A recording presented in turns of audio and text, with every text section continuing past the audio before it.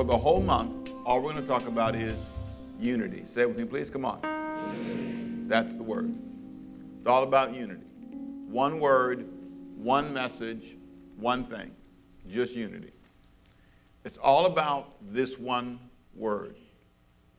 And it's really one big question. If I can get you to think about one question a month for 12 months, I've gotten you to think about 12 things. If I can get you to change your life in 12 ways every year, 2 years, I got 24 changes in your life. Instead of trying to take you all over the map, here's my one question. One question. And I have a little slide for you to see.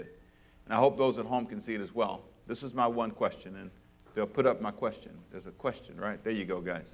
The big question: how would your life change, and how would your life change, and how many new options would you have if you worked together with fill in the blank? Your husband, your family, your boss. How would your life change if you were to work together with your husband, you fill in the blank, your wife, your boss? That's the big question. If for once in your life you were not divided, you were not frustrated by anybody, you got together and said, let's not work against each other. We're going to unite around one idea and one purpose. If you ever change a culture, if you ever change a circumstance, it's when you focus on one thing. In our history as a country, slavery was the topic. It was the thing that everybody talked about all over the world. They talked about it in London. They talked about it in England. They talked about it on the East Coast, the West Coast. And the big question was slavery. It's all about focusing and aiming at one thing together. For some people, it was the economic crisis. There was a focus, an aim. How do we resolve the economic crisis? At some season in our history, it was war. It was Nazi Germany. It's one focus, one thing. In some season, it was women's rights, children's rights. It's when you unite around a cause and you say, this is the most important thing in my life right now. This is the one thing that I need to fix, and I cannot fix it alone. Say that with me, please. Come on. I cannot fix it alone. Now, there are some things you can fix, but there are some things you can't fix alone. And when you can acknowledge that, you're living in a house with 5 people. How in the world can you fix your finances alone? Everybody's spending money. You're the only one trying to save.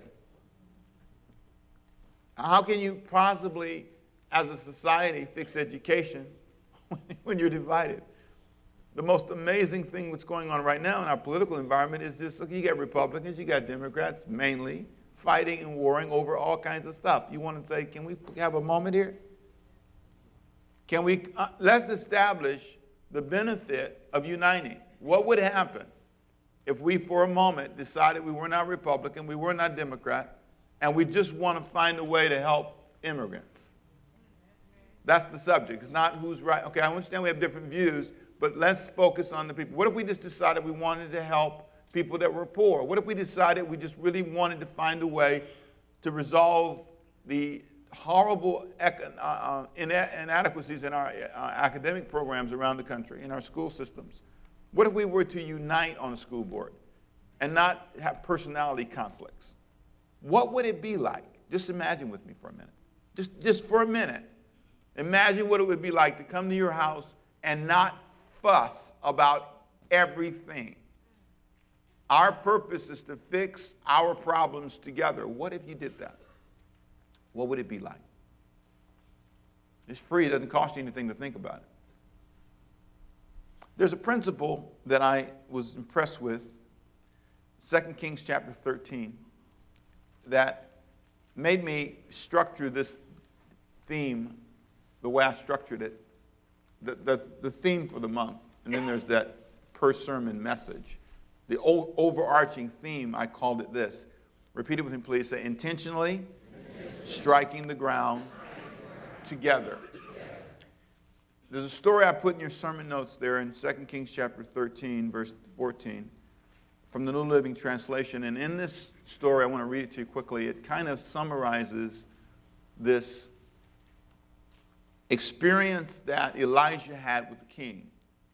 And in this discussion, Elijah challenges the king to do something called striking the ground. And this is a series I taught. As a matter of fact, I probably should have posted it for you, and I meant to do that. But it's a series from 2010 that I did called, it's called Striking the Ground. And let me read the story, and then you'll kind of see how it all fits. When Elijah, this is 2 Kings chapter 13, verse 14. When Elijah was in his last illness, King Jehoash of Israel visited him and wept over him. My father, I see the chariots and charioteers, the horsemen of Israel. He cried, I see death coming to get you. Elijah, who's a prophet, told him, get a bow and some arrows. And the king did as he was told. Verse 16, Elijah told him, put your hands on the bow. And Elijah laid his hands on the king's hands. Then he commanded, open the eastern sky, shoot that arrow. And he opened it. Then he said, shoot. And so he shot an arrow. Elijah proclaimed, this is the Lord's arrow, an arrow of victory over Aram, for you will completely conquer the Arameans at Aphat. This arrow is a symbol of God's victory in the next battle you're going to fight. Pretty good news if you're a king about to go to battle. Verse 18. Then he said, now pick up other arrows and strike them against the ground. Grab some more arrows, king, and strike them against the ground. So the king picked them up and struck the ground how many times? 3 times. Verse 19. But the man of God was angry with him. You should have struck the ground 5 or 6 times, he exclaimed. Now I want to pause for a minute and say, okay, now you didn't tell me to strike it how many times. You just told me to strike the ground. So I don't understand this attitude. You could come back with that, because you just told me to strike the ground, But there's something happening here. Listen to what he tells him. He said, you should have struck the ground 5 or 6 times, he exclaimed.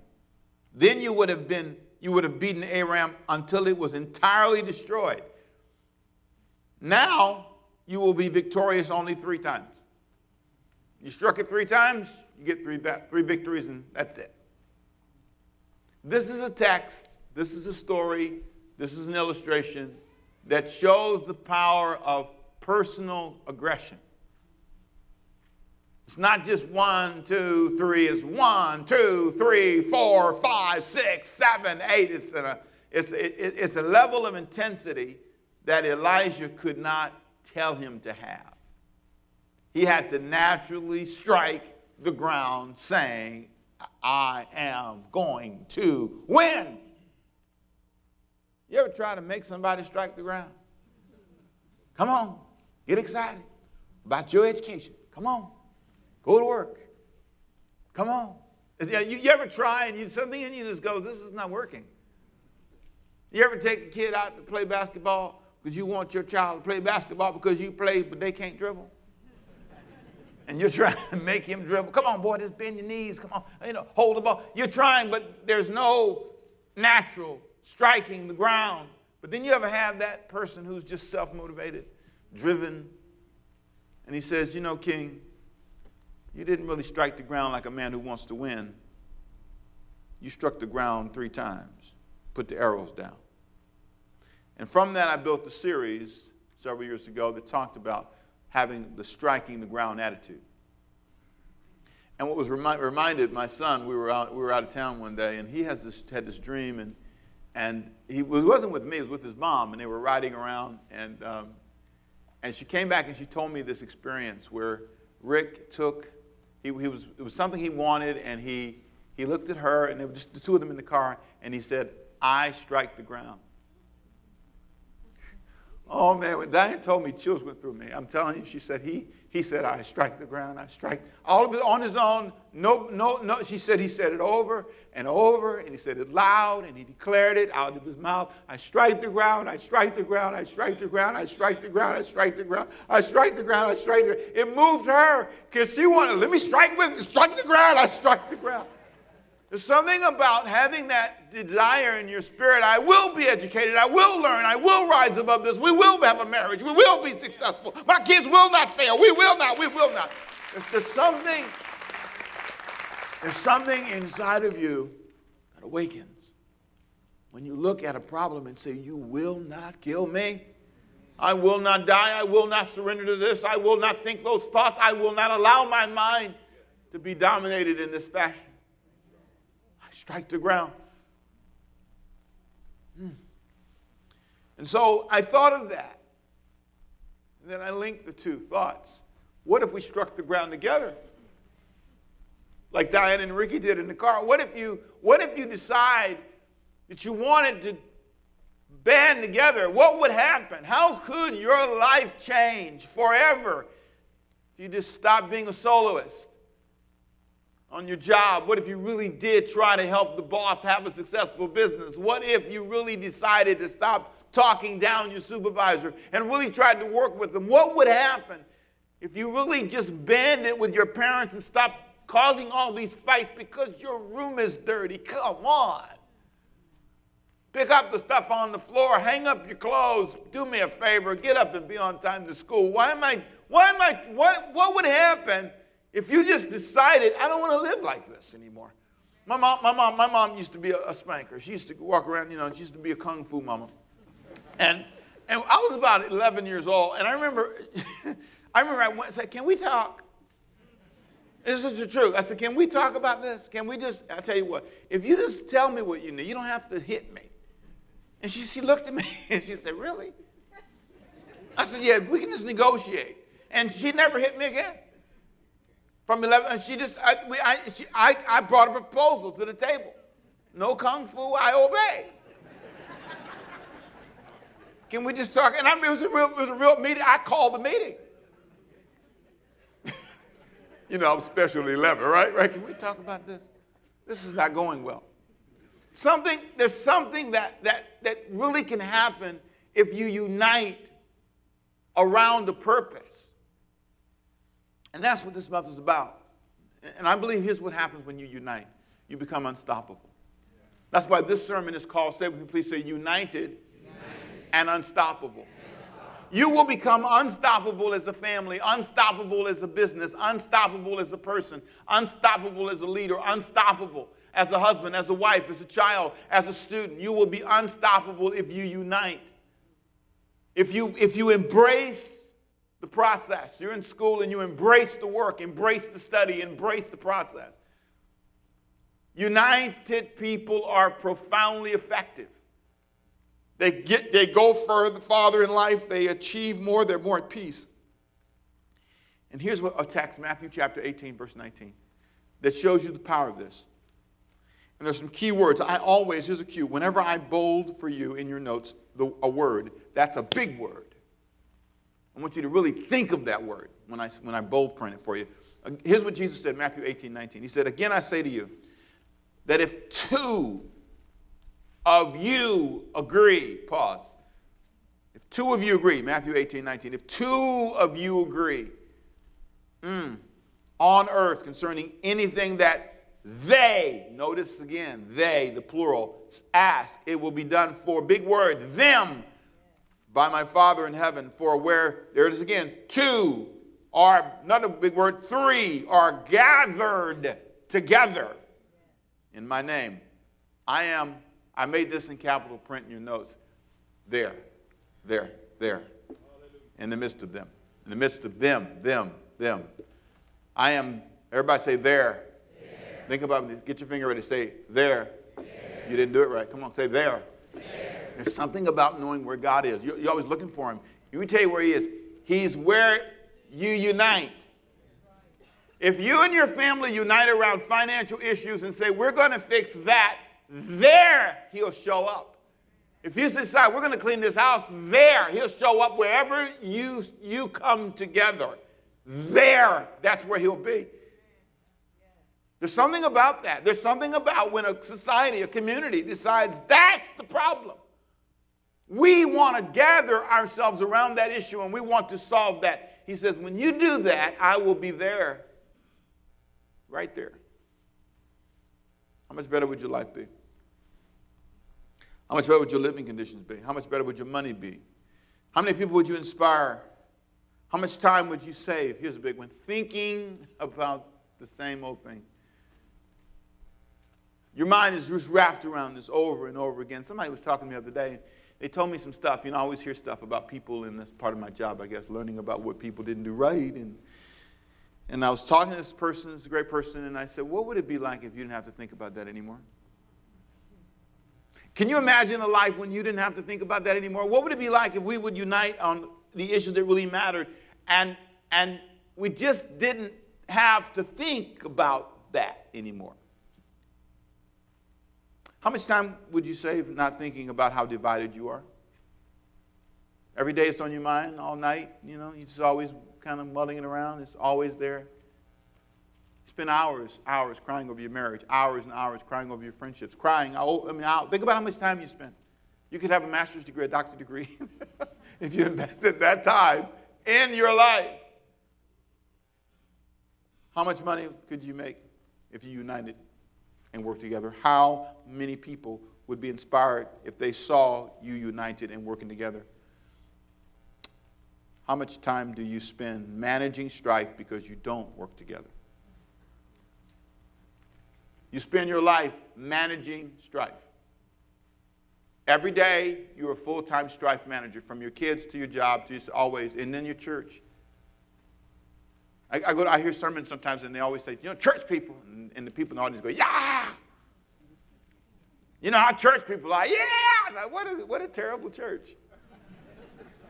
That's what I think. I'm just probably not the guy to say that to. And you know why I say that? I'm saying it because I'm thinking, man, you know, if every day of my life, all I can think about is how bad church people are, why should I go to church? If they're all evil and they're all bad and they're all sinful and they're all on you and they're not friendly and they're not loving and they don't call you and blah, blah, blah, and the pastor's horrible, why go to church? Why? That's why I don't go. I'm streaming in right now. That's why I'm not going. I get it. But imagine for a moment if we would unite and that wasn't the issue.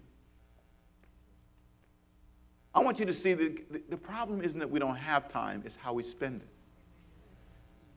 The problem isn't that you don't have the opportunity, it's what we do with it. There's something in my mind now it stays with me all day long. What if I did not? This is the truth. And my wife has to pray for me sometimes because I go a little far with this. But I'm not going to watch TV because I don't want them telling me what to think. I don't watch TV because I don't want them, to say it again, slow this time. I don't want them telling me what to think. They take me to bed at night telling me what to think. In the morning they tell me what to think. I'm fighting, this is the truth, I'm fighting for my mental stability. My greatest warfare is internal. It's the battle of the mind. Preachers fight depression a lot because, you know, first of all, it's the kind of job you come and people look at you. How's he dressed? How's he doing? Is he boring? Is he, oh, yeah, you need to come up here and track yourself. Doing the best I can. But I mean, you know, you become paranoid if you're not careful. And a lot of guys that I counsel, I see the weight they carry. And I think to myself, what would it be like if I didn't have that? What would it be like if I could control, and I can. I have the power to control that. I can say no access. I refuse to think that thought. I refuse in Jesus' name to let that be my last thought today. Or I refuse to let this be my first thought. I refuse to answer this phone. Why am I answering this call? This person says the same thing. How are you? It's bad today. You know, oh, gee, delete. No. Why should I? Listen, I can't unite with that person. And let me say this. If you're not careful, you will make it hard to have friends. People who want to achieve in life will have to say, I can't unite with you because God's never going to be there. He's never going to come to where you are because every time you're anywhere, it's negative, it's awful, it's horrible. So why in the world should I ever unite with you? This is not God's best plan for me. This gets to a marriage choice. You ready? Watch this. Listen to this. This is so important. You get ready to choose a mate. I'm going to help you. You can marry somebody, and it's really a good deal for them. Honest to God, it's a great deal for them. Look, you work. You're gonna pick up behind them. You're gonna, you know what I'm saying? For the person, it's like, whoa. Matter, that's why their parents or family says, yes, please marry them. Then they won't be on our, they won't be borrowing our money. You understand? They'll borrow your money. They're gonna live with you and move out of my house. So they're really excited. But for you, it's a bad deal. Because when you unite with them, God will never be there because you'll never make them happy. They'll never unite. They'll never, ever. That's just not what they do. It's always, when you talk to them, it's about me. It's never about us. It's never about team. Any job they work on, they complain. Any place they go. Some of you saying, is he talking about me? Yes. I might be talking about you. You should pause and say, is this why they won't promote me? Is this why? Because in the essence of who I am, this is the truth. I like controversy. I like to spar. I like to famzaro or zaroet. I like to fight. And so uniting with me is impossible. Because I'm always right. It's always how I see the world. It's always my perspective. And sometimes I'm wrong. Can I tell a story? A vacation story. Do you want to hear a vacation story? Come on, be nosier than that. Do you want to hear a vacation story? Diane's saying, what is he about to say? Pray. It's a buggy story, Diane. It's just a buggy story. That's all it is. She knows now. A buggy story, okay? You have these excursions, right? And the whole point about this is unity. On vacation, one of the things that's really hard is to stay unified. You want to do this, they want to do that, right? You dream of this, you spend all this money to go someplace, and then you fight. I don't want to ride that. I don't want to ride that. It's hot. It's cold. So you go to vacation to fight. So we are professional vacation people. We are. We think we're ninjas at vacation. So we don't fight, really. We really get along well. Had a great time. It was a wonderful trip. But there's one moment we're on this excursion, right? And I know how you see stuff, and my kids tease me about it all the time because I'll look at the menu, right? And I'll just order because of the picture. And so Christina, who gets on my nerves with this, Daddy, did you read I can read, Christina. Did you read what it said is in it? She says, you looked at the picture, didn't you? This makes me so mad. Why are you trying to tell me what I'm doing? It's my menu. That's your side of the table. It's my side of the table. But she's probably right. So I look at the picture, right? And I order it and I don't like it. And you know what I do? Order something else. And then they'll all say, we told you he looked at the picture. So it's a little thing in our family there. God's going to help them get over it. Anyway, so we're on a cruise, and I see this picture, and they have this little video of these buggies. And these buggies are like on this ride. You go through the woods, and you go through the jungle. Everybody say jungle. No, you just say like, come on, say jungle. That's the key word, jungle, okay? So we're riding through the jungle, that's in the video, and then they look like they're so happy. They're just riding through the jungle, and they're going through caves, and they look so happy riding where? Jungle. So I'm just thinking, oh man, that looks great. Let's go on that excursion. So we're going to get off the cruise boat and go on this excursion. This is only 4 hours. I'm thinking, well, this is great. And so all I can see is the buckets. I get up, I'm all excited, and I say, okay, let's do it. Let's hit the buggy. We're going to ride the buggy today. Boy, I can't wait. I can see myself turning like the guy did. I can see it because I saw the picture. So I go sign up for this thing. And so we're waiting. We're waiting to get on this exciting ride. And Diane is sitting with me, and she looks at me, and she says, I love you. She says, I love you. I really love you. I'm gonna do this in the jungle. The key word, jungle. We're in the jungle, Temple. So the guy comes up, and he's the tour guide, and he's telling us what's going to happen. We're going to ride in the jungle. And so for some reason, that's the first time I heard the word jungle. For me, I just saw a buggy. I didn't see jungle. I saw a buggy. I didn't see jungle. The picture. The picture was the buggy, not the jungle. So I got my driver's license. She got a driver's license, and getting ready to get the helmets. We about to get in the buggy. We going to ride in the jungle. And then they had added a little bit of something to it. They said, well, it's not really the buggy, because I didn't read the thing. I just saw the picture. So it was ATVs, independent ATVs. So she was going to have to ride by herself. See? And I, in the jungle, you understand? What's the key word? So she looks at me, and with love, and she says, I love you. But I'm going to call my daughter right now and tell her I'm about to go to the jungle with her daddy. And I will come out of this jungle because I love you. Somehow the Spirit starts speaking to me. Say, Temple, I don't think she want to go to the jungle. You're not united on this point. So I went to the man. I said, you know what? I don't think I need to go to the jungle. I think we need to find us something else to do. So have a good day. Give me my money back. I said, cancel that. And then Diane walked away. She said, I don't like the jungle. But I was not listening. I was looking at the picture. I should have heard that word jungle. I can read on good days. And so here's the lesson. We were not going to have fun. It was an hour ride into the jungle to get there. And then you hang out in the jungle by a little pond and then swim, and then you hour ride back, hour and a half ride back in the jungle. My marriage would have been in trouble on the way back.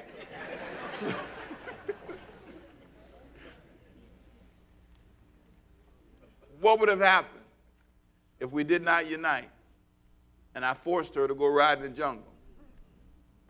What would her view have been? What if she went out there and she said, if anything bite me, I'm going to blame you? She started giving me a list. If anything bite me, I'm going to blame you. If anything, if I fall this by, I'm going to blame you. I'm calling your daughter right now. That's what made me stop right there. I'm going to call her right now and tell her, I'm about to go in the jungle with your daddy. United changed that. Unity brought me to a place of clarity. There's 6 ways I think I learned to improve working together from that experience. And in our text today, in Matthew 18, I see a guide that will help you work together and stay unified. And these 6 things as I close are just simple, practical examples of what I think absolutely works. Matthew 18 says, some of you are still stuck in the jungle. Come on back with me now. In verse 15, there's this continued dialogue, and it kind of sets up the verse we started with in verse 19. So I'm going back a few verses. I started, and if 2 of you agree on earth concerning anything that they asked us in verse 19 to Matthew 18, I'm going to go back to verse 15. In Matthew 18:15, here's what it says. If your brother sins against you, go and tell him his fault between you and him alone. Now I want you to notice the context of verse 19 deals with the issue of disunity, division. In verse 19, he's saying, if you come together, I'll show up and I'll be there. So in verse 15, he's saying, let me show you how to resolve times when you don't feel like you can work together. Here's the map. Here's what you do. If a brother sins against you, go and tell him his fault between you and him alone. Now, notice the first thing he says is communicate. Communicate openly and honestly. This is, to me, an offense. This to me. And when a person tells you that, you need to listen to them. I don't want to go in the jungle. You have to let people tell you what they want. Be open and honest. Stop worrying about hurting people's feelings. Christians you just really take the wrong approach when you're always worrying about offending people. Just do the best, speak the truth in love the best you can. You know, when you grab me like that even though you think it's affectionate, I don't feel affection. I'm offended by that kind of grab. I'm offended by that tone. I know you want to communicate to me, but when you talk to me that way, your body language does not say what your words say. You need to, there's something about that. I really believe a lot of you have been hindered in your career, hindered in your life because someone didn't openly and honestly tell you the truth. This is offensive. It offends me when you come to work late and I hired you to be here at 8 o'clock. I'm offended. That's why I don't want you to work here. I'm offended. We have to have the phones on by 8. Be here 7:45. I'm offended. You're making my business fail. If everybody did what you do or had the attitude you have, where would we be? I clawed this business out of the ground. You came to work here. It's been in existence long before you came. It's not fair to me. It offends me as a boss when you don't do your job. Someone needs to openly and honestly communicate that to you. And I think you need to listen to it. If people are going to unite with you, it's got to be that way. Secondly, communicate in a non-threatening and private way. Look what he says. Go to them alone. Don't talk in front of people. If you can, try to make it personal and private. There's something about personal communication when it's done right. He says, if your brother sins against you, go and tell him his fault between you and him alone. Now, I love the way he proposes this. He says, but if he hears you, implying he may not. Everybody doesn't hear. Because some people, you can, and this is important, if you're trying to decide, can I unite with this person? Can there be unity? He says, if he hears you, you've gained your brother. But, verse 16, I love the balance, if he will not hear you, take with you 1 or 2 more, that by the mouth of 2 or 3 witnesses every word can be established. Communicate openly. That's the first thing you do. There's 6 ways to improve working together. Communicate openly and honestly. Number 2, communicate in a non-threatening, private way if possible. Number 3, communicate with help if trying alone does not work. If trying alone does not work, get a committee, get a group, get somebody. Say, look, we have to resolve this. You have to hear this because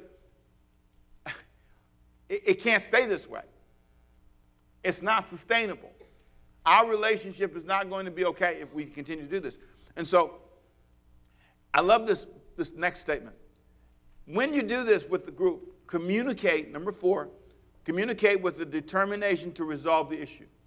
Number 1, here's how you improve your working together relationship. Number 1, communicate openly. Number 2, communicate in a non-threatening way. Make it private. Number 3, communicate with help if trying alone doesn't work. Stop saying it's my business. I don't want anybody in my business. People who say that, listen to me, people who say that, they never go far. I'm telling you that is one of the worst things you can do. Nobody needs to be in my business. You can't, your business is in trouble.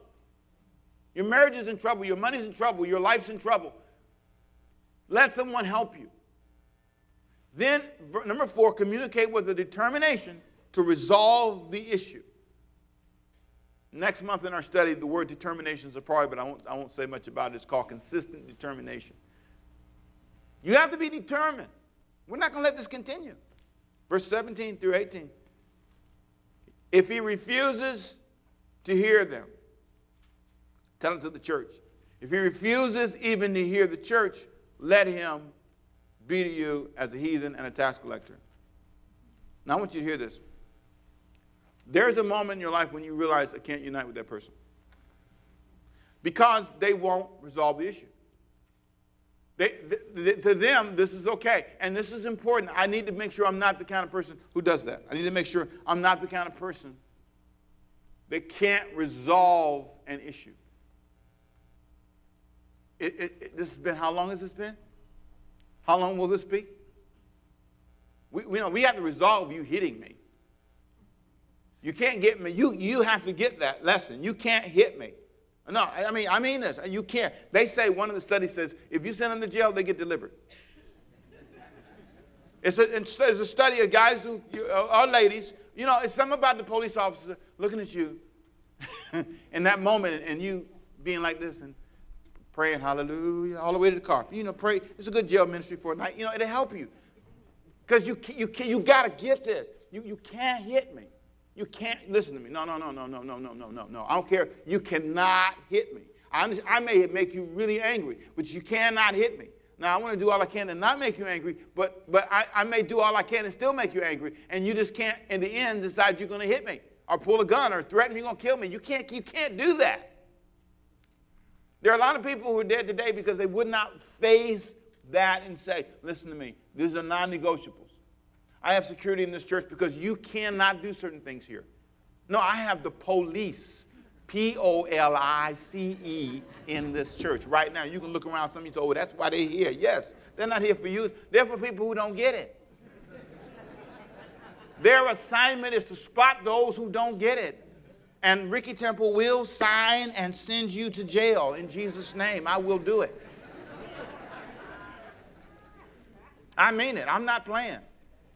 That's why we don't have a lot of problems, because people, they come, they go, keep driving, next church. That's right, keep rolling. I love them. I support them. I do things for them. I take them out to dinner. I feed them. I feed them too. I feed them breakfast, lunch. I take care of them because I like them. If they make you nervous, pray. Because here's what I understand. You cannot do that.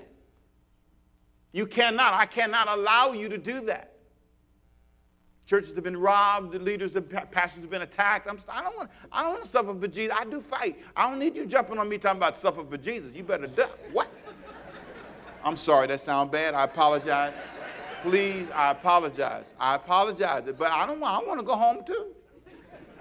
All right, you may have misunderstood that. I'm sorry. Some people you can't unite with. That's my point.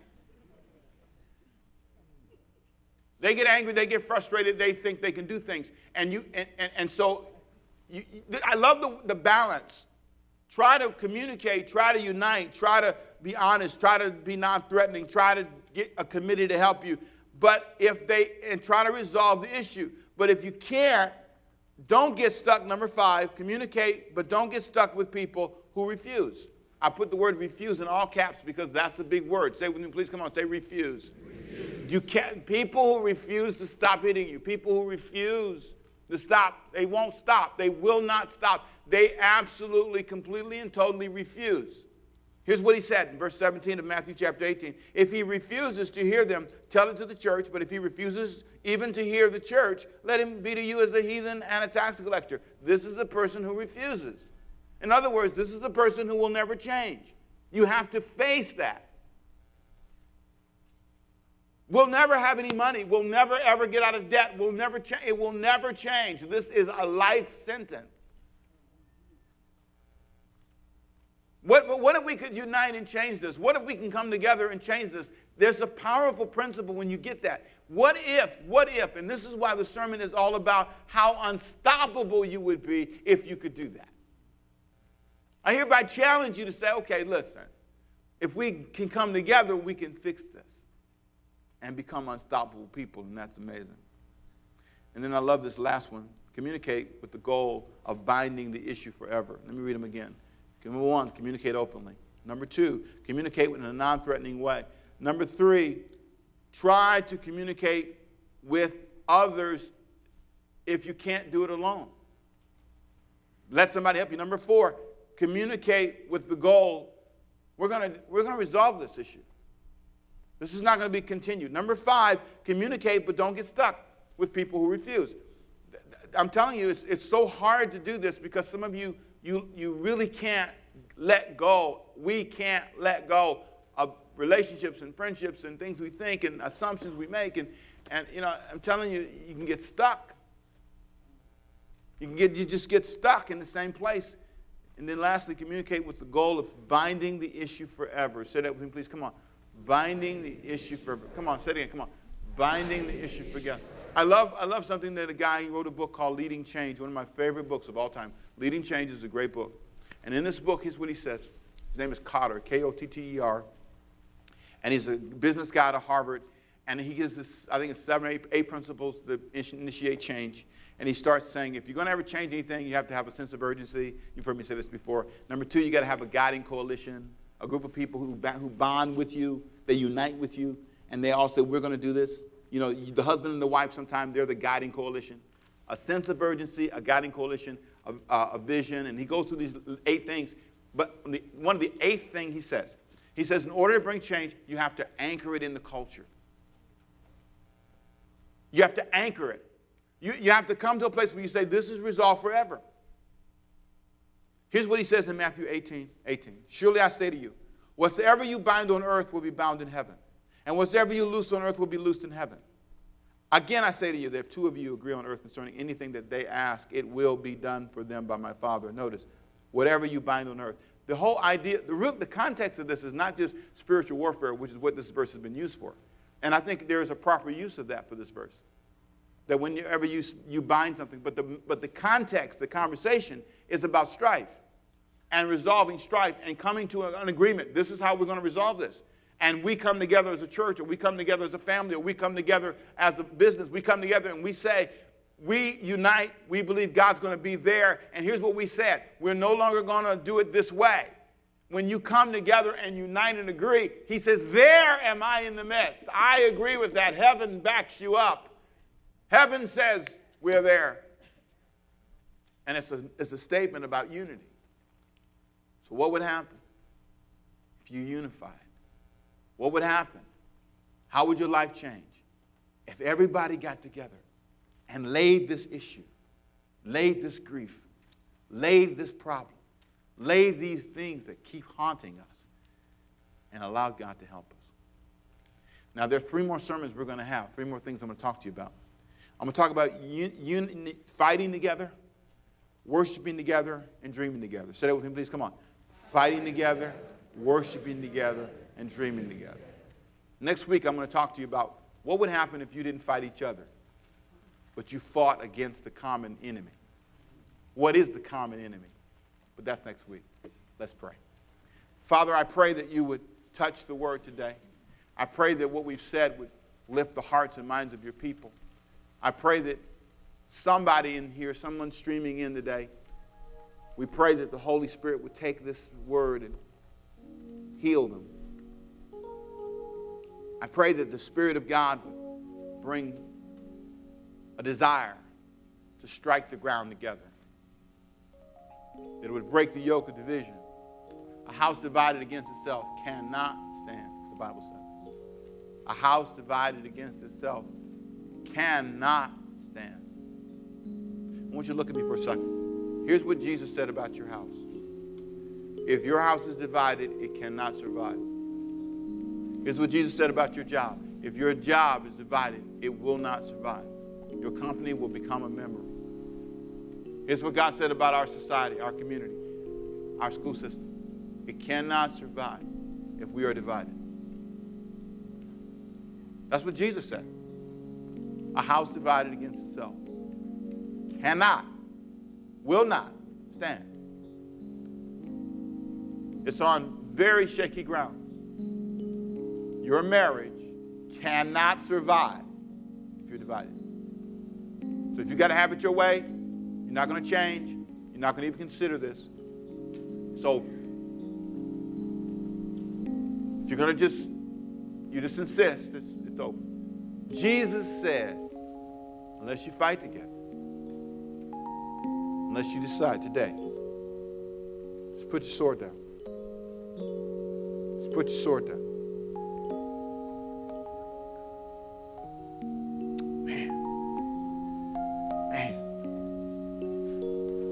Through fighting, through calling your name, through insulting your intelligence, I'm through bringing up your past, I'm through mentioning all the mistakes you've made, I'm through. Because we have no future. Father, may this be a turning moment, healing for us. Can we all stand for just a moment, please? Just stand on your feet. We lift our hearts, we lift our hands. We thank you today, Jesus, for the difference you make. We thank you for your healing touch. With every head bowed, every eye closed, if you'd say, Pastor, the message today clearly spoke to me about my spiritual life.